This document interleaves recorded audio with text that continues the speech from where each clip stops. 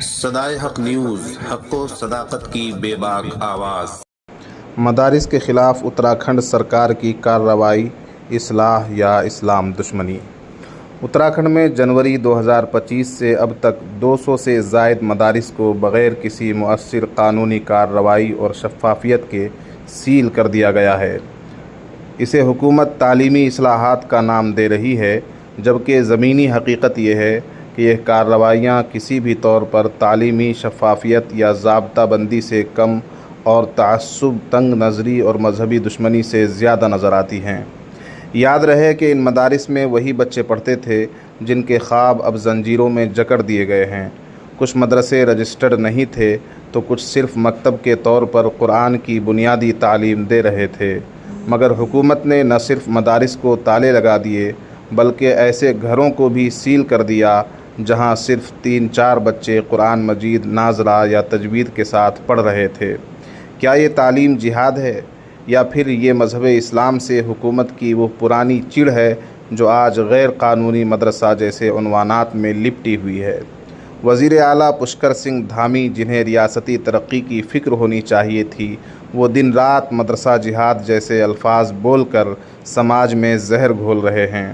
مدارس کی فنڈنگ کو شک کی نگاہ سے دیکھا جا رہا ہے، جیسے ہر مسلمان مشتبہ ہو، ہر عالم، ہر حافظ ایک خطرہ ہو۔ کیا یہی ہے نیا بھارت؟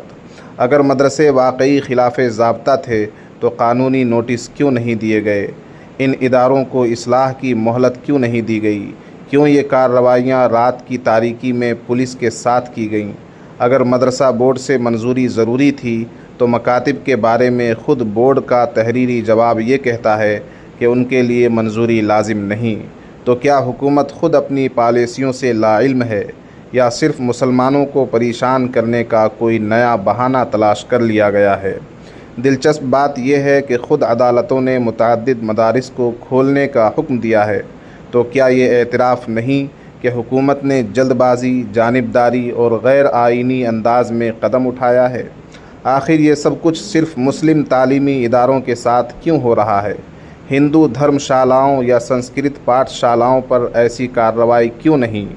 یقیناً اگر یہ اصلاحات کی مہم ہوتی تو حکومت مکالمہ کرتی، سہولتیں دیتی، نظام بہتر کرتی، مگر یہاں مقصد واضح ہے: مسلمان بچوں کو تعلیم سے محروم رکھو تاکہ وہ نہ دینی علم حاصل کر سکیں، نہ عصری ترقی کا خواب دیکھ سکیں۔ یہ مدرسوں کے خلاف نہیں، مسلمانوں کے مستقبل کے خلاف اعلان جنگ ہے۔